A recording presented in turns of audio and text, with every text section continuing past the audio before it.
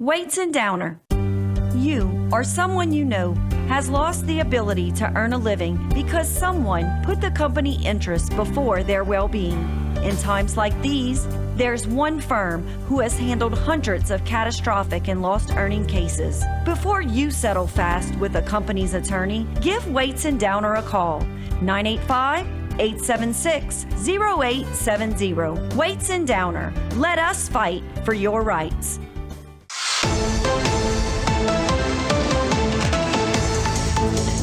All right, welcome back. I'm Martin Foss. I'm with the Council Chair of Terrebonne Parish, Mr. John Amadei. Of course, he is District 4. I was joking with him before the show.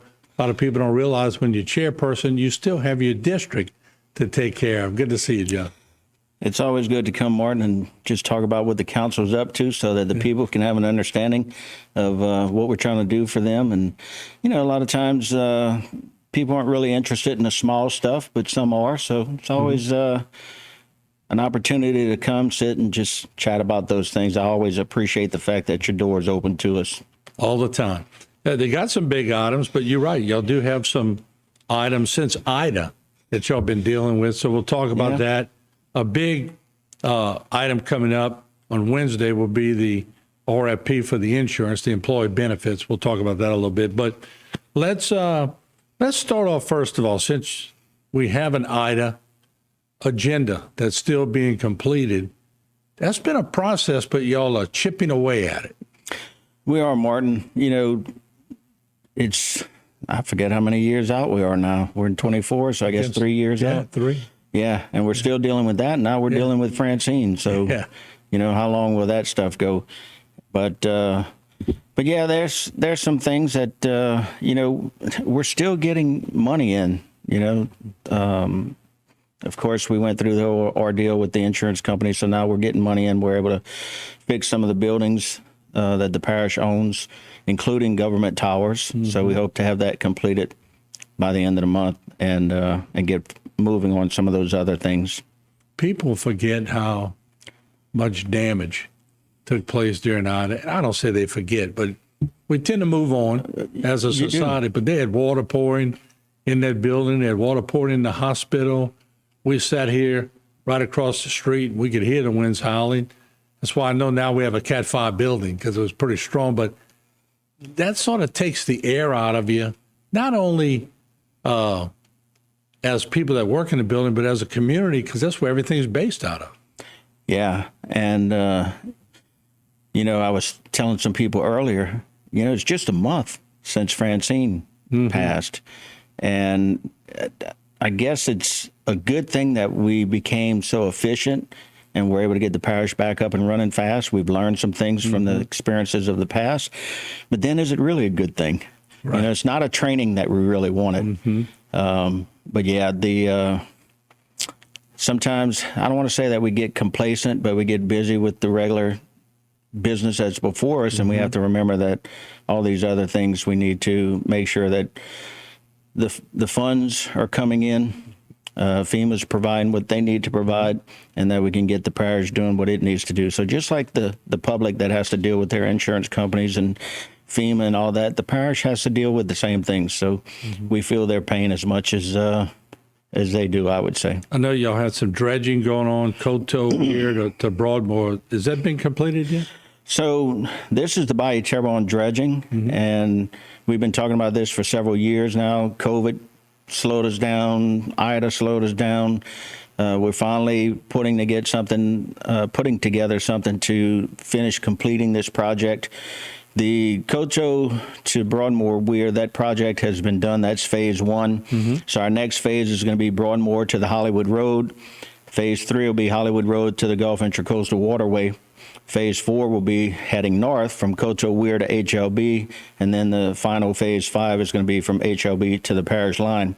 And one of the things we did is reevaluated how this project was going to work, and rather than going with a suction dredge, we're going to put a drag line in the bayou, and they're going to cut some of the material out and then clear up all the stuff growing, and the dredge we're trying to add some life. Yeah, we're trying to add some life back to the bayou and make it, for one, prettier, Because if you drive down it right now, it's all grown up. Right. But the other, so that it can be used for recreation. And some parts are so shallow. There's some parts, especially when we have a drought, you can get down there with your push mower and cut it. Yeah, no doubt. Yeah, well, was that a tough process with permits and all? Because a lot of people think that's parish, but you have to go through permitting. You have to go to the Corps of Engineers, too, to be able to do anything with water. And so they have to go through those permits. Once you get those permits, then you got to go to all the landowners for access rights to get in and out of it with what you're doing. People think, oh, you can just jump in there. Well, you're crossing private property, so you have to get land use rights. Has it been problematic? I don't think so. I haven't heard any reports of it being problematic. There were about 50 property owners along the way from the Intracoastal all the way to the Thibodeau line. But they haven't told me of any. I would think most people would say, here's the key to the gate. Go back there and do what you got to do. Most people will, but with everything, you always have one or two that, want to haggle over something. Yeah, no doubt. There's also the borrow pit ordinance, which is something that's been brought up, and we can finish that part in this first segment. Bring us up to speed on that. So with the borrow pit, we talked about this 2 weeks ago, and we opened up a public hearing on it. And through that public hearing, we came up with some more changes that they wanted to make. So because we're making a significant change, we're required to re-advertise it and do another public hearing. So Wednesday night, we're going to close the original public hearing, reintroduce it, call another public hearing in 2 weeks. So at the end of the month, we're going to go through that process and hopefully get this voted on and get it locked up and secured.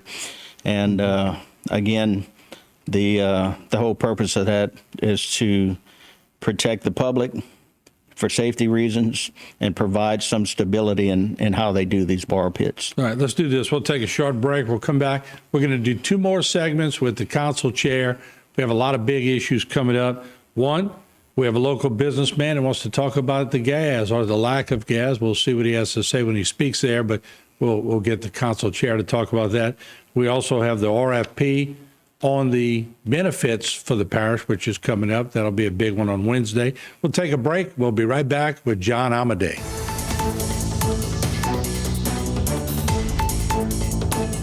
Today's social media segment is brought to you by Terrebonne General Health System. Your health is our legacy. Rouse's, you're either local or you're not. Buick, the craft of modern luxury.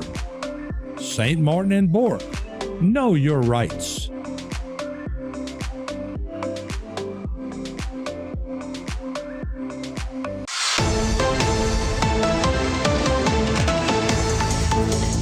All right, welcome back. We're talking about the Terrebonne Parish Council agendas coming up, committees, and also the big meeting on Wednesday. John Amadei, the council chair, is my guest right now. And as we do, we go through the items and let him talk a little bit about them. We talked about the borrow pit ordinance. What about the nuisance ordinance?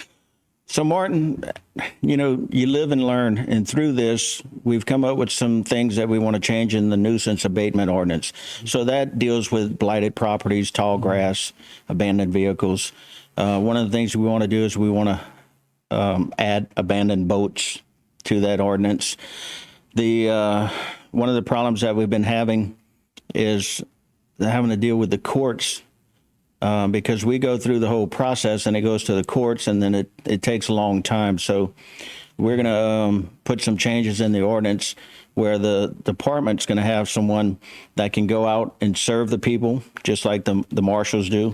They'll serve them with a notice of violation. And then from there, we'll be able to take some actions through that. Of course, there'll be a process that if it has to go to the courts, it'll go to the courts. But I think that by changing this, we're going to expedite because we have such a backlog of properties that we're dealing with. Right. In fact, we're going to be introducing another 50 properties this week to handle in our condemnation hearings. Abandoned cars, there's something on the books now, but we just want to make it a little more strict. So give it some teeth. Give it some teeth, like everybody likes to say. So that way, if there's a car on the side of the road, it may be legally parked. And that's the trouble we have when we call the sheriff. He says, well, it's legally parked. We can't do anything with it. So we're adding some language in there so that if they don't have license plates on it, if the registration's bad, if the inspection sticker's bad, all these things, we can take an action on that. Maybe legally parked with no tires on it. Well, it just looks bad. Yeah. Absolutely. And a lot of people, they're really not junk dealers, but they hoard a bunch of stuff in their properties, and you're driving down the road and you're seeing that, and it's like, no, that shouldn't be. Yeah, especially in the neighborhoods. Oh, I don't envy y'all position on that. And then a couple other things is, if somebody's in violation, we don't want them to be able to come and buy more properties from the adjudicated sales of the property. So if that's one of the stipulations we're putting in there, so that way, if they've had multiple violations or they're currently under some violation, they can't come to the auctions and buy more properties. That's a it's good like idea. if you're not taking care of what you've got now, then you shouldn't be in control of more. Now, that's what I call teeth. That's You teeth. got some teeth in. Right. Let's talk about the recreation ordinance. So if you remember, Martin, a couple of years ago, we did that recreation task force. And from that, we got recommendations from that task force that we put into the ordinance in the form of a policy manual. And again, that policy manual didn't have some of the enforcement provisions that we thought it needed in order to get these rec districts working the way that they should. So we're going to be introducing some language to that effect that we'll be able to do that as we're allowed to by law, because we're the appointing entity. We can remove members who are not doing their job, but we didn't have that in the local ordinance. So they wanted to put that into the local ordinance so that we can deal with those.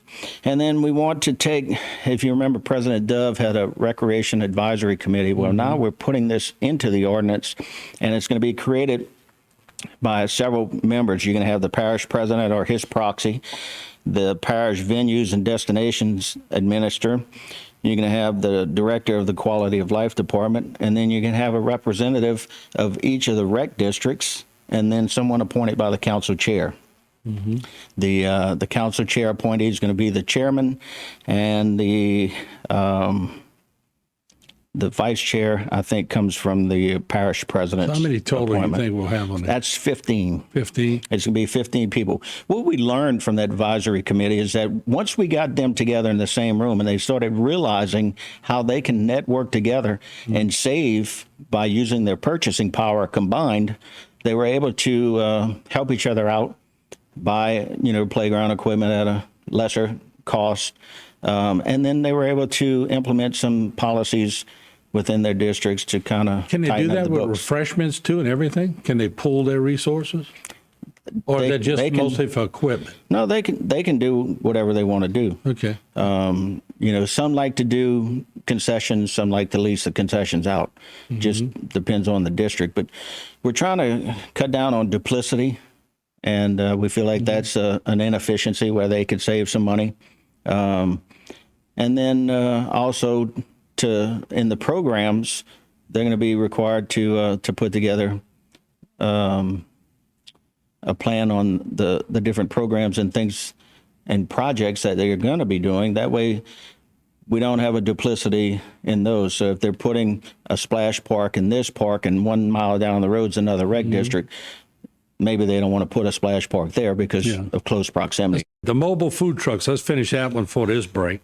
How's that working out? All right, so we put something in the ordinances before, and again, you learn. So you want to come back and you want to clean some of those things up. So we want to put several things in this ordinance. One, a lot of landowners, a lot of businesses like to let these food trucks come on there. Well, we want to make sure that the food trucks have the permission of the landowner. So they're going to have a permit application called a location permit.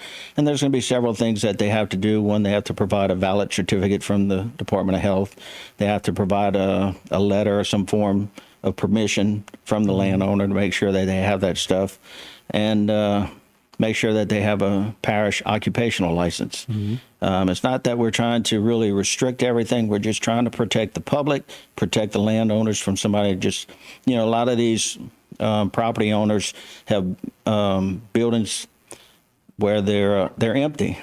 And somebody sees an empty parking lot and they figure, well, I'm going to go set up on there. And that's it's a liability for the landowner if someone were to get hurt on that property because of that. So it's just all around a good safety thing, things you learn as you go and you progress through as we want to help support the food truck vendors. I don't know if you visit them. I probably shouldn't, but I like tacos. Yeah. And, yeah. you know, the coffee ones, you know, the snowballs, all those things. And Apples to apples, as long as the storefront guy is being treated the same as the truck vendors, and you want to make sure everybody's paying their fair share.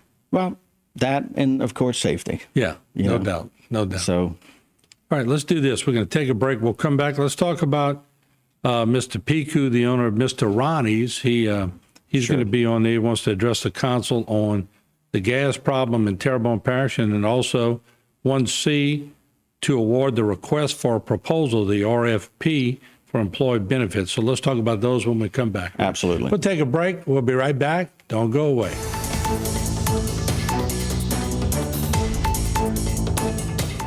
Today's social media segment is brought to you by South Louisiana Bank. It's better when we bank together. Waits and Downer, attorneys at law. Terrebonne Ford, built Ford tough.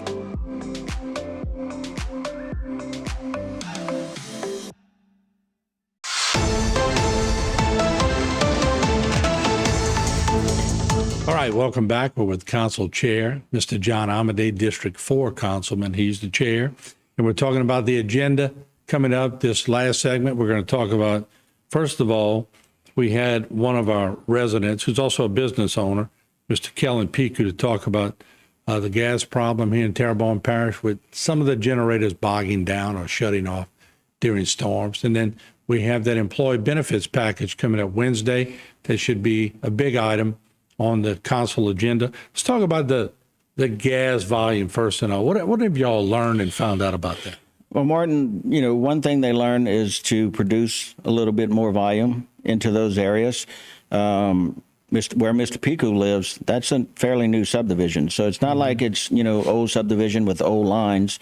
Although sometimes in the development of new stuff, you don't see far enough down the line to see that everybody's going to be putting generators back in the day. Not everybody could afford to put generators and do that. So we have to look at whether it's an increase in the pressure that has to come to it. Sometimes it's that the meter needs to be changed, and, you know, we tell our constituents that, you know, get a permit so that the parish knows what you're doing. And when they see that permit, then they can go assess your gas meter and see if it needs to be changed. Yeah, permitting allows y'all to take sort of charge of that situation. Right. What we're getting is after the fact, after they're having problems, and then we go in and say, well, your meter is not able to handle the capacity. Are we going to butane too? A lot of people talking about butane. A lot of people are doing these propane tanks that, you know, maybe they don't have gas where they're at. Yeah. When they developed their area, gas wasn't there, so they're putting these propane tanks in and having one of the service companies. Yeah, I've been talking to Travis and Ian Terrebonne from Gen Gators. They come on and do a generator segment. They've been briefing me on this, and I'm going, sounds pretty interesting. Yeah. Expensive with the butane, I'm sure, a little bit. But when you're out of power, you want Who cares? it. Yeah. Haven't done a cost analysis really to see. But, you know, another thing we found is that some of the issues have to do with installation. I've talked to plumbers around the state. I have to deal with it. And sometimes these generators have sensors on them. So if they see a blink in the pressure, to save that machine, it'll shut off. Maybe the sensors are a little bit too sensitive to what's happening when you have, you know, 15, 20 generators kicking on at the same time. It causes a dip in pressure. It's like an inrush. And so, you know, talking with them, they've done some things to compensate for that. So it's really multifaceted. It's not any one thing. People, you know, right off the top think, well, we're not getting enough gas. Right. Well, you may be getting enough gas, but there's another issue that's taking place. We'll keep an eye on it. Let's jump to the intro because I got about 2 minutes left. Yeah. That's a big agenda item for Wednesday. What's your take on that?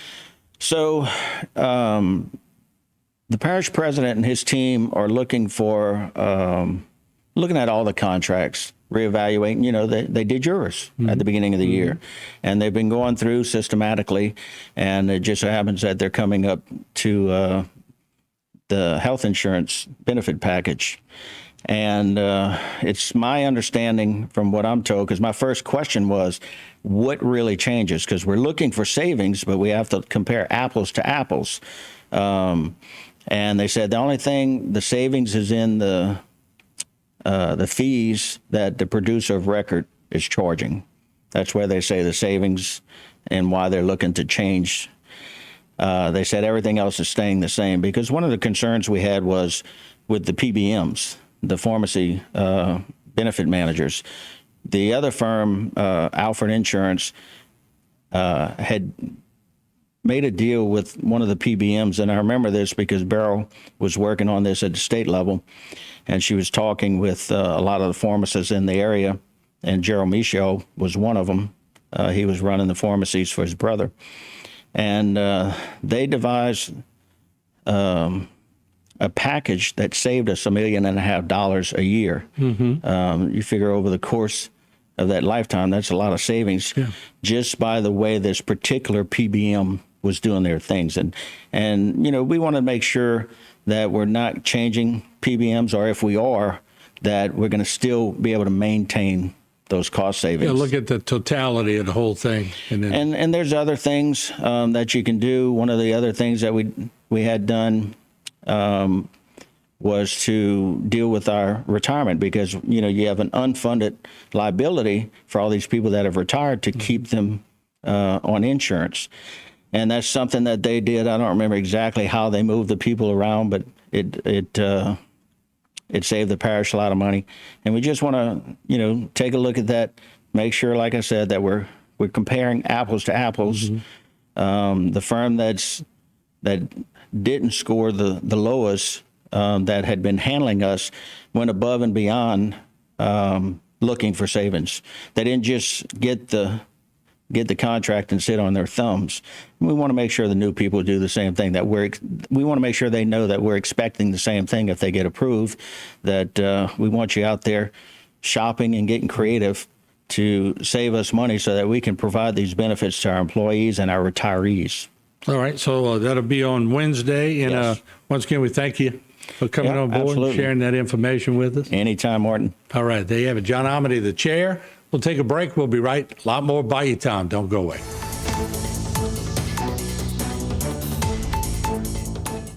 Today's social media segment is brought to you by Alford and Associates for all of your insurance needs. CIS, Cardiovascular Institute of the South, the highest quality cardiovascular care available. Barker Honda, the Barker family tradition of quality.